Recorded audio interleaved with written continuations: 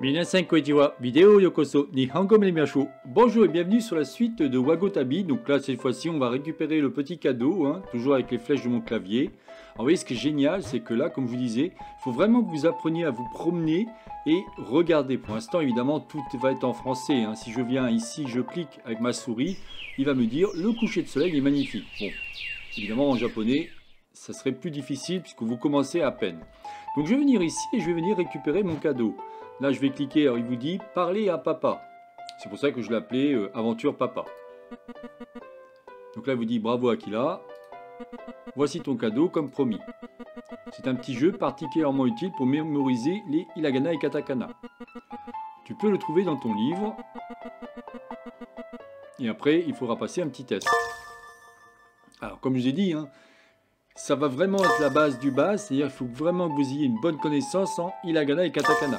Je préfère me répéter pour que vous compreniez bien que c'est très important par rapport à ce petit jeu. Donc là maintenant on va cliquer sur le petit dictionnaire et on va venir, vous voyez c'est marqué ici mini-jeu. Donc on a maintenant les kanas, rappelez-vous, donc vous devez connaître qui correspond à tel, enfin quel kana ou quel katakana ou quel kana correspond à telle signification, comme K, K. Alors moi j'ai un terme mnémotechnique qui fait que je dis A, I, O et O, ça c'est pour les voyelles, et après je dis Akasatana, Amayarawa, Gazada Bapa N. Ça peut vous paraître bizarre, mais croyez-moi que c'est très efficace pour pouvoir vous rappeler rapidement des syllabaires. Akasatana, Hamayarawa, Gazada Bapa N. Vous verrez qu'il y a plusieurs subtilités, là pour l'instant on a des choses comme ça, mais d'un seul coup, on va avoir ce qu'on appelle des syllabaires un peu plus complexes, avec des petites, je ne sais plus comment on les appelle, ces petits symboles, qui vont permettre de transformer celui-ci. Si on met deux petits tirets, ben, au lieu d'avoir K, vous aurez Ga, et ainsi de suite. Si on met un petit rond, ben, au lieu d'avoir, vous voyez, si je mets un petit rond ici au niveau de Ha, au lieu d'avoir Ha, on n'aura pas, et ainsi de suite. Bien entendu, on verra ça tranquillement ensemble au fur et à mesure. Vous voyez, ce qui est génial, c'est que là, tout ce qu'on a vu ensemble au niveau des hiragana apparaissent. Le reste est grisé. Ça veut dire que pour l'instant, vous devez connaître les syllabaires Ka, Sa, Su, Ta, Na, et ainsi de suite.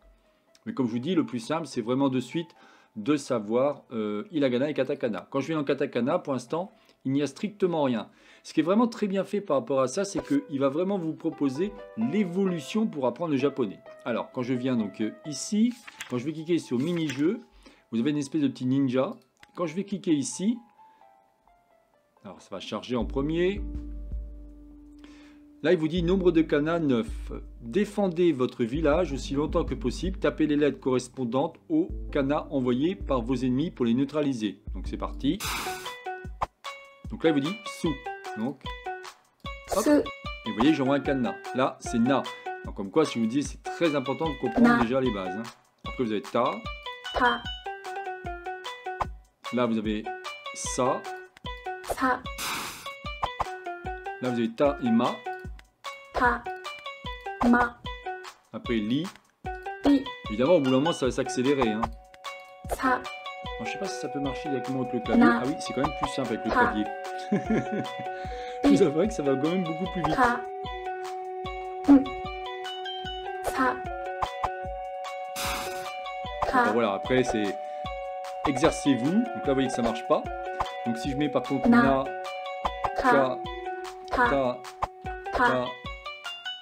Ta, Sa, Ta, et ainsi de suite. Voilà. Et après, vous pouvez faire votre score et ainsi de suite. Bon, c'est vraiment le truc, c'est quoi? C'est de pouvoir comprendre comment ça va fonctionner. Donc là, je quitte, j'en ai plus besoin. Bon, alors après, à vous de jouer avec ça. Moi, je vous avouerai que j'ai pas trop joué avec ça, mais bon, c'est toujours intéressant. Alors ensuite, il vous dit ici nombre de kana, ça veut dire que c'est le nombre de kana que pour l'instant vous avez appris, bien entendu. Donc là, je reviens ici, je quitte et je vais cliquer sur la petite croix. Je vais donc pouvoir maintenant discuter, comme il dit, passer le test de papa. Donc on va cliquer ici, on clique sur la petite flèche. Donc on commence le test, c'est parti.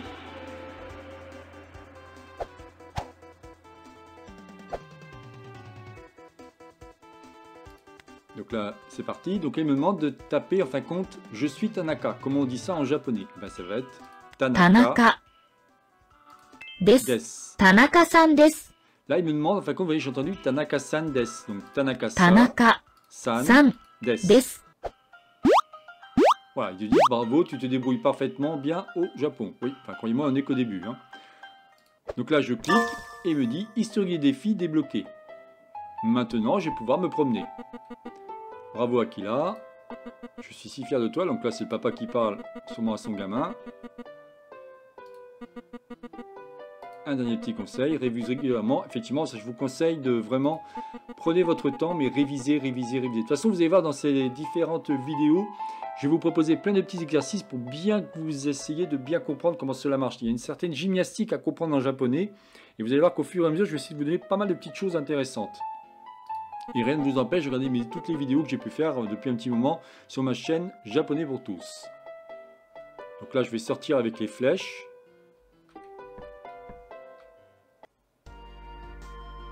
Et je prends l'avion. Et c'est parti, on va continuer.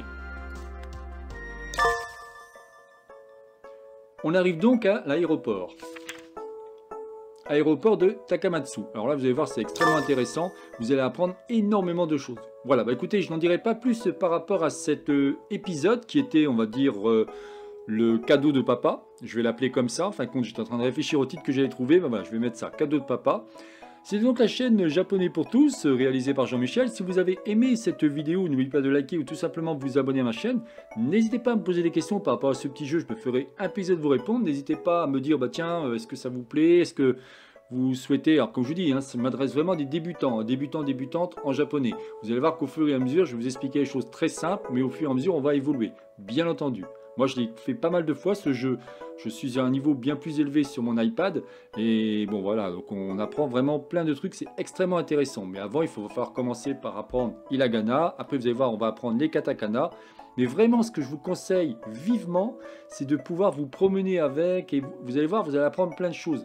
Au fur et à mesure que votre japonais va progresser, vous allez apprendre plein de choses. Vous allez apprendre les couleurs, vous allez apprendre les chiffres, vous allez apprendre plein de choses en japonais. Et tout doucement, ça va vous paraître naturel. Et c'est ce que j'ai trouvé vraiment génial avec ce petit jeu. Allez, je vous en dis pas plus, je vous souhaite une excellente journée et à la prochaine vidéo. Jamatane!